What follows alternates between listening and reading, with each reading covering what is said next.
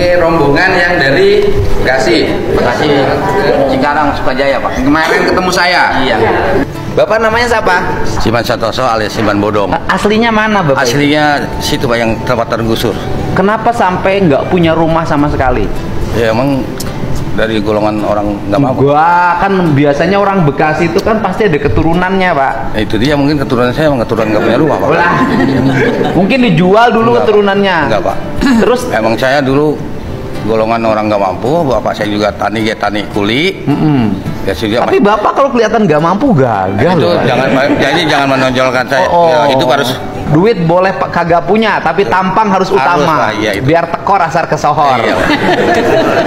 Terus kemarin kalau yang anak SMP yang bercerita itu anaknya siapa? Saya bukan anak SMP, saya udah lulus Pak. Lulus dari mana? Dari SMA, saya mau lanjut kuliah. Mau lanjut kuliah. Ada yang menarik, bukan urusan yang digusurnya ya. Yang menarik adalah ini sekolah gak boleh ada perpisahan, gak boleh ada studi tour. Guys, saya miris menghadapi populasi generasi dari mulai generasi Gen Z hingga generasi Alpha ini. Waduh. Iya, soalnya kan emang enggak. Jadi kita di sini harus jeli, jangan sampai kita keblinger. Mana yang cerdas, mana yang kritis, mana yang memiliki dampak krisis dari peradaban. Kita lihat lagi. Bagaimana tuh? Pertama gini Pak, kalau misalnya sekolah tanpa wisuda kan semua orang itu kan nggak mampu ya Pak, banyak rakyat miskin. Rakyat miskin nggak punya rumah lagi. Iya. Terus kalau misalnya rumahnya di bantaran kali lagi. Iya, tapi Pak. sekolahnya gaya-gayaan ada wisuda. Lebih tepatnya bukan gitu sih Pak. Apa? Saya kan biar adil nih ya Pak. Semua murid itu biar bisa ngerasain perpisahan. Oke. Wisuda. Terus gini, ngerasain perpisahan, duit perpisahan dari siapa? Dari orang tua. Membebani nggak? Bisa dia membebani Pak. Iya, bukan membebani nggak? Iya. Membebani. Terus kalau tanpa perpisahan emang sekolah jadi bubar? Enggak Pak. Kan ada juga lulusannya cuma bisa sampai SD, SMP atau SMA. Ya, kalau tanpa perpisahan emang kehilangan kenangan. Kenangan itu bukan pada saat perpisahan. Kenangan indah itu saat proses belajar selama 3 tahun. Enggak juga sih Pak, saya ngerasa kan udah lulus ya. Kalau misalnya nggak ada perpisahan, kita tuh nggak bisa kumpul bareng atau ngerasain gimana kumpulnya interaktif sama teman-teman gitu Pak. Terakhir ada interaktif. Oke, bayar nggak? Bayar. Oke, yang bayar siapa? Mama. Orang tua Pak. Rumah aja nggak punya, bayar perpisahan. Gimana speak up-nya? Harusnya speak up-nya begini. Kritik gubernur karena gubernur membebani rakyat. Sekolah harus bayar iuran. Kritik gubernur karena membiarkan orang tua dibebani untuk pembayaran sekolah. Kata saya melihat Kang Deddy Mulyadi ini adalah sosok pemimpin di level provinsi atau gubernur yang nyata kerja, nyata peduli kepada rakyat. Terlepas orang ada yang bilang pencitraan lah, apalah, konten lah, apa. So, kita lihat sebuah fakta, realita, data. Jelas bahwa Kang Deddy memiliki itu semua, bahwa dia status seorang kepala daerah atau gubernur yang nyata kerja, nyata peduli kepada rakyat, nyata memikirkan wilayah Jawa Barat. Jadi kalau kita lihat tadi Neng Aura Cinta atau Mbak Aura Cinta yang masih bocil, ya mungkin usianya masih 19 tahunan ke atas kali ya, masih baru lulus SMA. Kalau kita menyikapinya dengan kecerdasan, maka kita akan menganalisa langsung. Ini orang cerdas, orang kritis, atau orang keblinger. Dari situ kita bakal tahu. Tapi kalau kita ngelihatnya hanya sekelebat, casing, ini cerdas, ini kritis, kata-katanya nih untuk anak yang masih belia atau masih muda ini udah oke. Ingat guys, bukan intonasi dan statement, tapi kita sikapi konten dari sebuah statement itu sendiri. Apakah kontennya penuh dengan kecerdasan atau kontennya penuh dengan wawasan, ide-ide brilian, atau yang dipengaruhi oleh bahwa dia memiliki wawasan luas. Beda, serupa tapi tak sama dengan orang yang keblinger. Sama-sama punya intonasi, sama-sama punya argumentasi, tapi kontennya pasti beda. isi pasti beda. Seperti itu ya guys. Kita lihat lagi. Ini kritik gubernur karena gubernurnya melarang perpisahan. Bukan mengkritik Pak, lebih tepatnya itu menurut saya itu kayak gitu tuh perlakuannya nggak adil Pak. Nggak adilnya buat siapa? Kamu mau perpisahan? Buat adik saya sih. Ya udah perpisahan sendiri aja, nggak bawa sekolah. Kumpul-kumpul ya teman-teman, kita kumpul-kumpul kita kumpul-kumpul, kita bikin perpisahan sendiri sok aja. Tapi jangan melibatkan sekolah. Karena kalau melibatkan sekolah, sekolah jadi mungut. Karena sekolah jadi mungut, kepala sekolahnya dibully, gurunya dibully, dianggap guru dan kepala sekolah nyari untung dari biaya perpisahan. Bener kan? Iya. Bener nggak? Ya kan? Kamu aja bikin. Saya menjadi ketua panitia bikin acara perpisahan, gak akan ngelibatin sekolah, saya bikin acara sendiri. Kalau besok busnya terbalik, tanggung jawab sendiri. Kalau besok pada waktu perpisahan orang mabuk-mabukan, tanggung jawab sendiri. Kalau besok perpisahan ada tawuran, tanggung jawab sendiri, tidak bawa institusi. Terus kalau ada biaya perpisahan harus bayar berapa? Waktu itu sih sekitar 1 juta doang Pak. 1 juta doang? Iya, 1.200.000. Ibu ibunya? Iya. Nah, ibu kerja apa? Ibu rumah tangga. Ibu rumah tangga, bapaknya kerja apa? Wira swasta. Wira swastanya apa? Dagang. Dagang apa? Dagang botol. Botol kaca. Botol kaca. Ibu lebih setuju mana? Anaknya ada perpisahan bayar atau perpisahan saya larang nggak usah ngeluarin duit? Kalau buat mental anak sih saya setuju yang bayar sih. Oh, setuju yang bayar? Iya, soalnya kan emang nggak setiap ini, apalagi SMA ya. Jadi kedepannya ya kalau nggak ada kenangan kan ibaratnya ini. Bu, tahu nggak bahwa sekolah itu ketika bikin acara itu bukan hanya acara loh Bu, foto kenangan aja 500.000. Iya, saya tahu. Ini juga begitu yang SMP. Oke. 450. Menurut Ibu mahal nggak? Mahal juga, tapi ada kebijakan dicicil dari kelas 1. Oke. Pilih uang itu disimpan untuk biaya kuliah atau dihabiskan untuk perpisahan? Ya, kalau bisa ada perpisahan tapi jangan terlalu membebani gitu. Ibu aja rumah aja nggak punya. Iya. Tapi kalau saya demi anak nggak apa-apa. Oke. Kalau demi anak jangan tinggal di bantaran sungai. Iya, habisnya dapatnya dari mertua. Bukan, artinya ibu tinggal aja masih di bantaran sungai. Kenapa gaya hidup begini? Ini kan harus dirubah rakyat.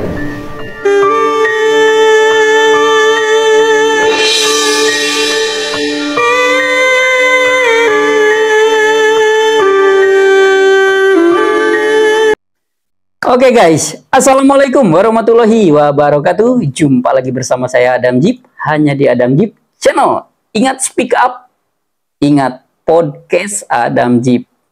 Kita kupas hanya di podcast Adam Jeep. Speak up. Siapapun punya hak prerogatif untuk berbicara.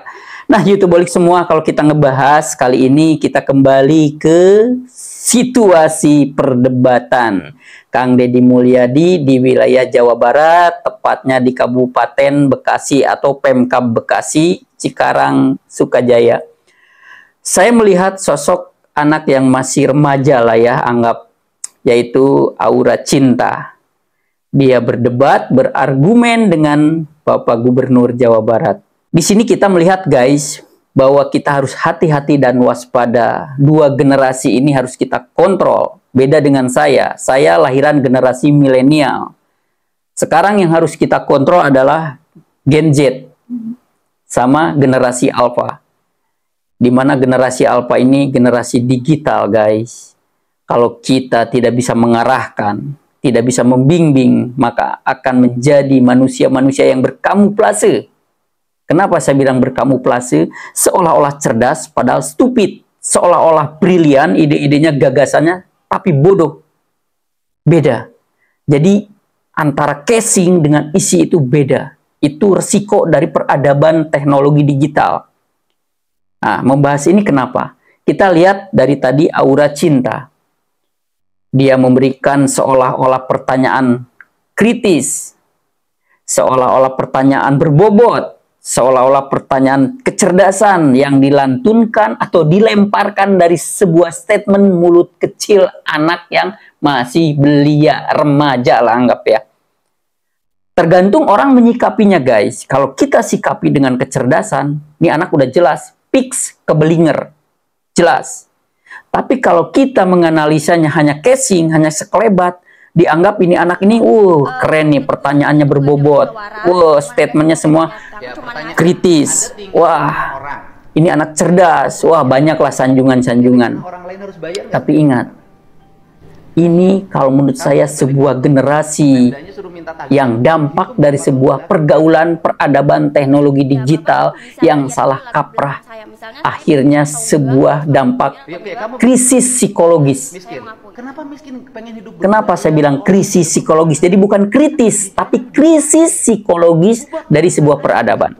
Boleh kita lihat guys, anak-anak sekarang itu kalau model berbicaranya berargumen kayak cerdas, ngelantunkan kata-katanya pinter, bahasa-bahasanya mahir, bahasa-bahasa yang trending, bahasa-bahasa yang menjadi sebuah ikon di masyarakat, bahasa-bahasa yang berbau akademis sekelebat itu kayak pinter. Tapi mereka tidak memiliki konten, tidak memiliki isi. Apa teknologi itu? Contoh kecil, kita bahas Aura Cinta. Dia mempermasalahkan rumahnya digusur karena tinggal di bantaran kali. Dia muncul hanya sebuah ego, muncul dari sebuah ego yang memikirkan diri sendiri dan tetangganya karena merasa tinggal di bantaran kali. Tapi kalau dia menganalisanya dengan kecerdasan, betul sekali apa yang menjadi statement Bapak Gubernur kita Jawa Barat, Kang Deddy Mulyadi. Orang miskin itu betul-betul emang harus kritis, harus sadar diri, harus punya cambuk, bukan menghinakan di sini ya. Contoh gini, harusnya Aura Cinta ini berpikir begini, oh iya ya, mamahku, bapakku tinggal di bantaran kali, di mana ada konsekuensi bahwa itu adalah tanah negara. Kapanpun suka-suka pemerintah, kapanpun negara mau untuk perkembangan wilayah atau tata kota atau pembangunan agar kota lebih baik, wilayah lebih baik, maka siap-siap diusir. Nah, harusnya di situ ini baru anak cerdas, baru anak kritis. Kalau berpikirnya sampai sedetail ini, gitu. Harusnya seorang Aura Cinta berpikir ke situ.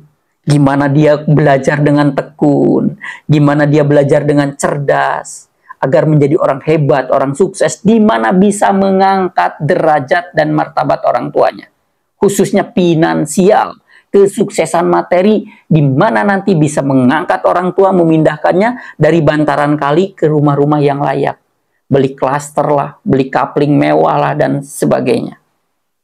Tidak dipikirkan, tidak kebayang, dan tidak diriset sesuai fakta, data, analisa menurut intelligent question dia. Kenapa? Karena pinter bicaranya, Aura Cinta, cara ngomongnya itu dampak dari sebuah peradaban digital. Tapi dia tidak punya wawasan. Dia tidak punya skill. Dia hanya memiliki casing seolah-olah alias berkamuflase. Itu yang saya bilang tadi, justru ini bukan sebuah hal anak yang kritis, cerdas, berwawasan. Bukan. Tapi anak yang krisis dari sebuah peradaban tanpa filter, tanpa pengarahan. Karena kenapa? Kayak tadi contoh kecil. Dia membanggakan bahwa dia mau ngambil filsafat. Hingga Kang Deddy menanyakan balik, apakah sudah menjadi mahasiswa dengan fakultas filsafat? Ternyata dia baru rencana. Di situ udah muncul secara psikologis, belum menjadi mahasiswa filsafat aja dia udah ada ego. Udah ada kesombongan. Nih, saya calon mahasiswa filsafat. Padahal dia belum tentu lolos. Padahal dia belum tentu masuk ke universitas tersebut. Ya, beda. Ingat guys, adab adalah puncak tertinggi dari ilmu.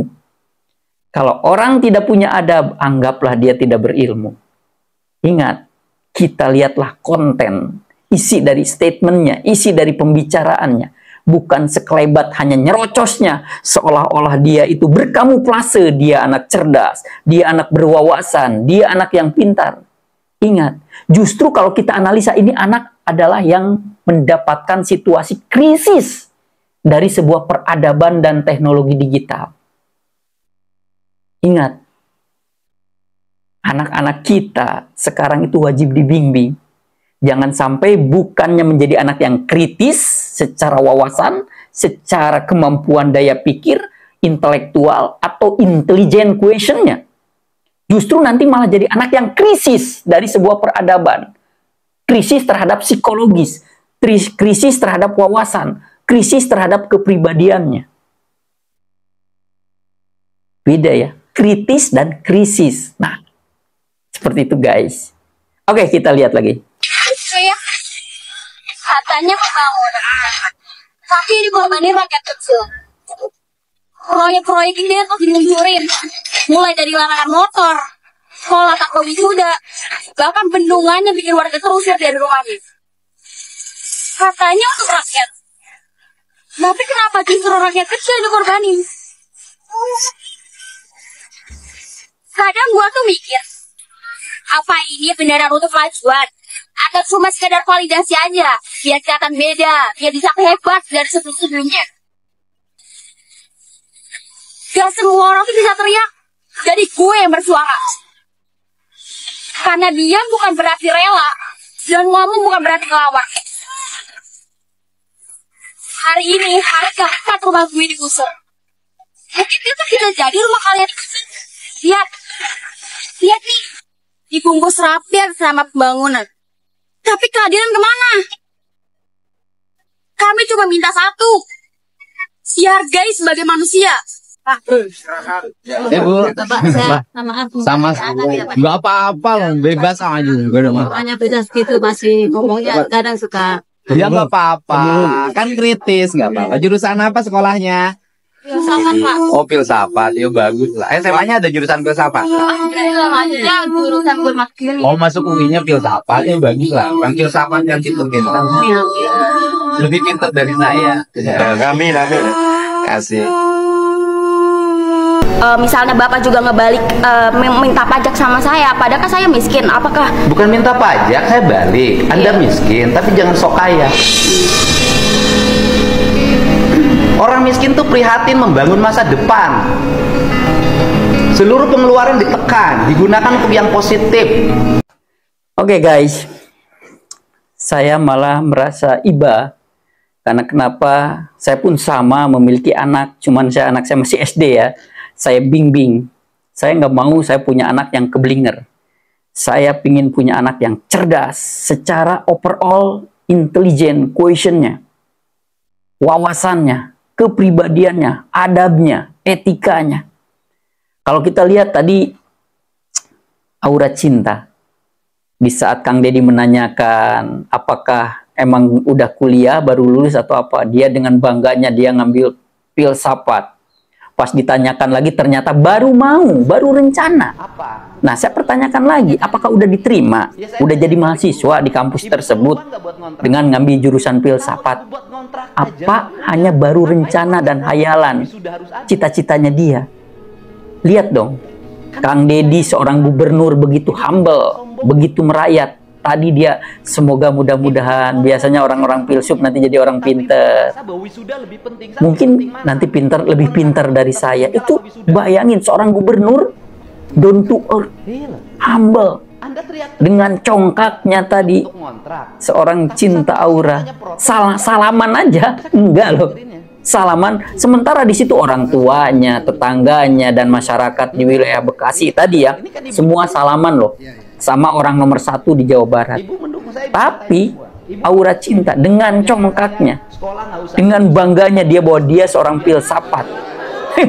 Padahal baru rencana mau jadi mahasiswa dengan jurusan filsafat, belum lulus. Nah, di sini saya mempelajari guys, bahwa di era Gen Z dan generasi Alpha justru dampak peradaban hedonismenya ini yang harus kita pantau.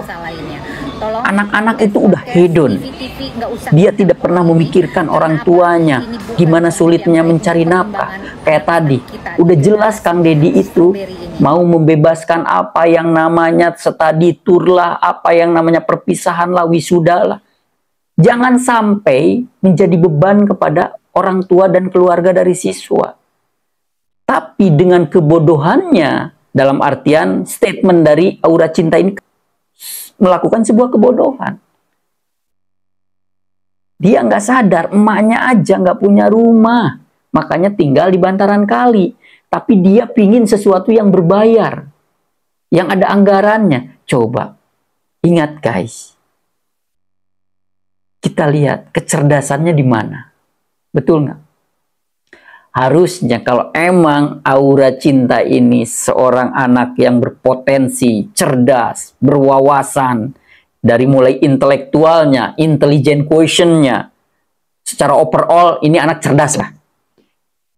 Tahu nggak dampaknya? Pertama ada di adab. Adab di saat berargumen dengan gubernur, karena dia kan jauh levelnya. Jauh antara bumi dan langit, dari usia, dari sekolah, pendidikan akademiknya, dan segala macamnya, wawasannya jauh. Minimal ada adab di saat berargumen dengan seorang gubernur. Yang lain orang tua, tetangganya, emak bapaknya tadi salaman, dia nggak salaman. Dengan gayanya, dengan congkaknya. Nah, jadi kita menganalisa sesuatu pertama pakai kecerdasan, logika, pakai kepribadian. Kita harus punya pribadi yang baik dulu.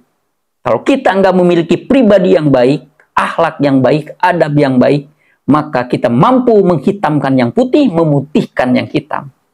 Seperti itu. So, tolak ukur kecerdasan itu bukan dilihat dari gaya sepintas, gaya sekelebat, bukan. Tapi dia memiliki konten isi yang berdampak dari sebuah wawasan, akademik, pengalaman. Itulah menentukan jati diri seseorang. Apalagi ini dengan anak yang usia belia, mohon maaf kata, ya kan? Kalau menurut saya, di sini saya berbicara hitam putih, gitu. Bukan berbicara atas dasar wah membuli atau ini, bukan. Karena saya juga masih banyak kekurangan. Saya masih banyak kekurangan. Tapi saya bisa menentukan hitam dan putihnya. Seperti itu. Kayak Cinta Aura ini, ya kan? Dia bangga. Berarti ini karakteristik anak ini hedon. Kita lihat dari handphonenya. Apakah handphonenya ini dengan label apel grogot? Ya kan? Katanya nih, menurut informasi, handphonenya aja iPhone. Wow, luar biasa. Ya kan? Padahal orang tuanya dalam kesulitan. Seperti itu. Dan kalau saya pribadi, orang tua yang sayang kepada anaknya adalah orang tua yang mencetak anaknya agar menjadi anaknya hebat. Agar menjadi anaknya yang kritis, cerdas, wawasannya luas, menjadi pribadi yang baik, memiliki akhlakul karimah yang baik. Tapi kalau orang tua yang mendukung anaknya yang berbau hedon, yang berbau pengaruh sebuah peradaban digital yang salah kaprah, maka kalau saya pribadi menganggap orang tua itu menjerumuskan anak secara pelan-pelan. Seperti itu. Oke, kita lanjut lagi ya guys. Kita lihat gimana sebuah peradaban Gen Z dan generasi Alpha banyak sekali yang bikin kita menangis secara kualitas akademiknya. Makanya ingat, jangan melihat orang dari bicaranya, tapi kita lihat isi bicaranya. Karena bicara adalah sebuah gaya, lemparan sebuah statement, lemparan sebuah intonasi.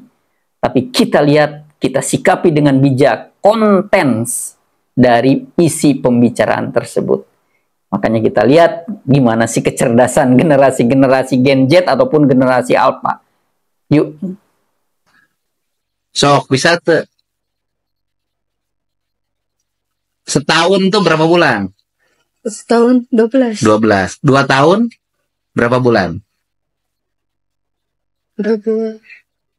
Aduh. Parah budak SMA yang matematika anak.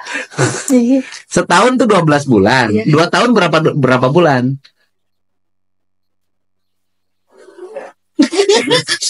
Kali ini mah. Cicing ini kan logis anak-anak matematika sekarang itu kan parah emang. Setahun 12 bulan, 2 tahun berapa?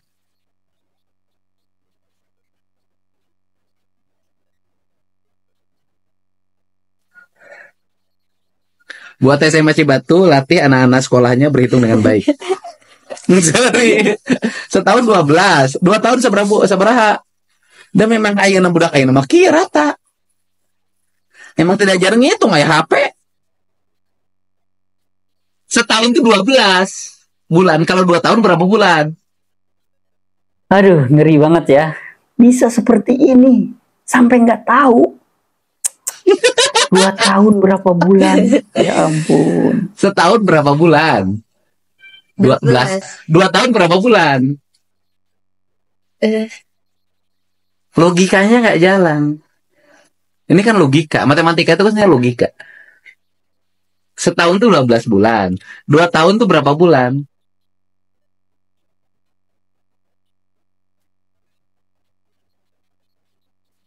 Ulang-ulangnya Alika dia. Berarti 2 tahun itu adalah 12 kali 2. 12 kali 2 berapa?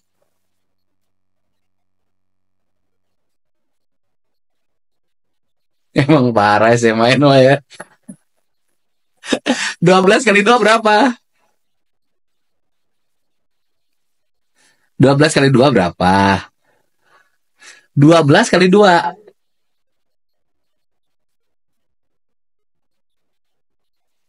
Kamu nggak tahu 12 kali 2? Hah? 12 kali 2 berapa? Hitung sok 12. Hitung sok. Pakai tangan lah hitung hiang we. Sok. Hitung sok 12. 12. Iya, Udah pakai tangan aja. Sok 12. Nih, bantu tangan kamu 10. 10 simpan di meja. Nih, saya hitung 2. Kali 2. 12 kali 2. 12 kali. Sok hitung aja, berarti 12-nya 2 kali. Sok hitung. 13, 14, 15, 16, 17, 18, 19, 20, 21, 22, 23, 24. Nah, jadi 24. 24 bulan. Ya. Terus dari Januari sampai Juli berapa bulan? Oke guys, itu matematik dasar. Setahun berapa bulan, 2 tahun berapa bulan, sampai nggak tahu. Miris. Ini ada di generasi Alpha dan generasi Z. Wow.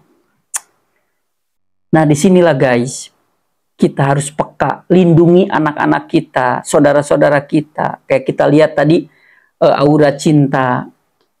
Mungkin kalau orang-orang bodoh menilai bahwa dia itu sosok anak yang kritis, sosok anak yang cerdas, berwawasan. Salah. Ini anak mulai bereaksi karena diri dan keluarganya terusik. Bukan anak kritis, bukan anak cerdas. Dia terusik keluarganya. Karena tinggal di bantaran kali, terusik gayanya. Dia pingin punya gaya hedon, nongkrong, perpisahan, wisuda. Terusik oleh aturan pemerintah di Jawa Barat. Baru bereaksi dan speak up. Ingat guys, jangan mensalah artikan, jangan salah kaprah menilai karakter seseorang, wawasan seseorang, kecerdasan seseorang. Justru kalau ini anak cerdas, menurut saya dia akan mendukung program Kang Deddy Mulyadi. Ini anak cerdas nih, wawasannya luas, walaupun dia levelnya hanya baru lulusan SMA. Karena dia banyak belajar dari kehidupan. Banyak mentor-mentor mungkin yang membimbing dia. Harusnya dia nggak mendukung. Harusnya mendukung dari wacana atau gagasan dari Kang Deddy Mulyadi sebagai Gubernur Jabar. Untuk Jawa Barat bangkit dan lebih baik masyarakatnya sejahtera. Harusnya dia bukan berpikirnya perpisahan, wisuda. Bukan. Gimana caranya dia bisa masuk universitas dengan prestasi terbaik. Dan dia punya target menjadi orang. Bahwa dia sadar mamahnya itu ada di bantaran kali tinggalnya. Suatu hari dia harus menjahit mamahnya. Harus keluar dari bantaran kali itu. Karena itu tanah negara. Ada konsekuensi. Cukup pakai logika deh. Gak usah pakai kecerdasan yang berlebih dulu. Pakai logika aja. Ma gue tinggal di bantaran kali. Bapak gue tinggal di bantaran kali. Wah, resiko ya kalau suatu hari pemerintah setempat ataupun pemerintah pusat memerlukan wilayah itu untuk sebuah perkembangan untuk sebuah tata letak kota atau untuk sebuah kemajuan wilayah tersebut. Otomatis resiko dong harus diusir. Jelas. Itulah orang cerdas berpikirnya ke sana. Itulah yang disebut orang kritis dalam berpikir. Bukan krisis ya, beda nih. Kalau ini adalah krisis kepribadian. Kalau ini adalah krisis kecerdasan. Kalau ini adalah krisis wawasan dari sebuah peradaban di era digital ini. Jadi krisis ini, bukan kritis. Kalau menurut versi saya. Karena kalau dia kritis harusnya udah mengakui apa yang menjadi tindakan Kang Deddy Mulyadi itu sebuah keharusan. Dan sebuah emang kewajiban. Wajib pindah lah. Saya pribadi tinggal di bantaran kali, itu punya pemerintah tanah negara. Siapapun masyarakat Indonesia yang tinggal di atas tanah negara, kapanpun negara, kapanpun pemerintah, wilayah daerah, wilayah kabupaten, provinsi ataupun pusat, mau memakai tanah itu, maka kita harus legowo. Ini masih baik loh, dikasih uang kerohiman. 1 kakak 10 juta. Ya kan? Harusnya nggak ada uang kerohiman. Udah resiko. Udah resiko lah.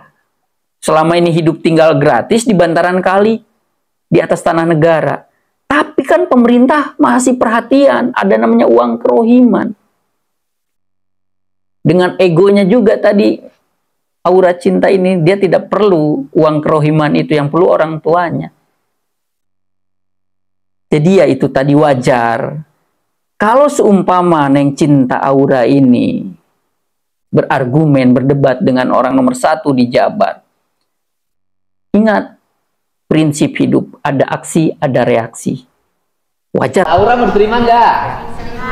Kalau saya sih ngikut orang tua, kan yang tinggal punya rumah itu kan orang tua saya. Bukan, saya nanya. Memerlukan nggak? Ya kalau nggak apa-apa, masih banyak orang yang perlu. Perlu nggak? Mewakili, iya sih Pak. Mewakili gimana? Mewakili semua. Enggak, Mbak Auranya perlu nggak kontrak rumah? Kalau buat bantu orang tua saya perlu, cuman kalau misal pribadi saya nggak terlalu, soalnya kan saya di video TikTok itu saya nggak minta kerohiman Pak, cuma saya minta keadilan atau kemanusiaan. Ya adilnya gimana kalau tanahnya punya orang?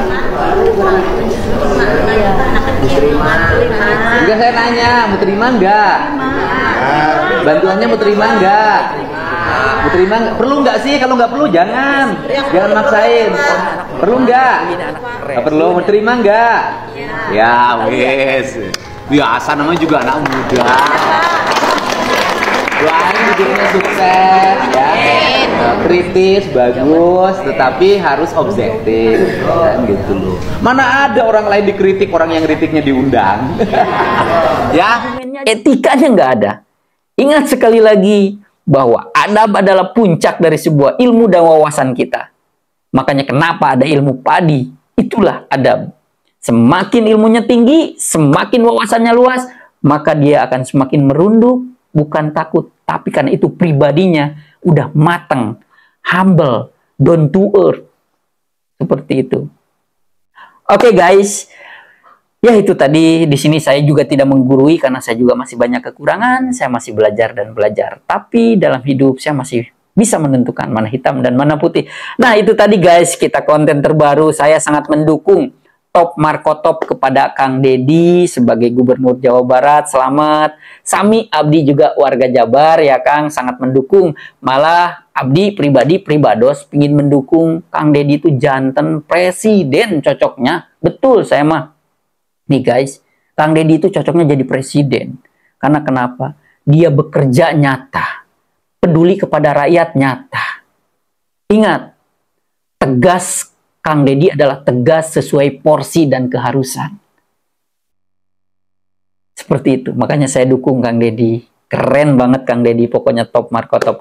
Oke, itu balik semua.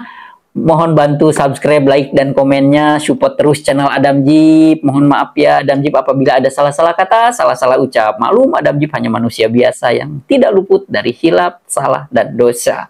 Mudah-mudahan channel Adam Jeep kedepannya makin baik dan baik lagi. Silakan dukung channel Adam Jeep melalui like, subscribe, komen, super chat, super thank, tanda terima kasih, atau gabung di komunitas Adam Jeep. Semoga YouTube balik semua sehat-sehat selalu dimanapun berada. Saatnya Adam Jeep pamit mundur. Wassalamualaikum warahmatullahi wabarakatuh.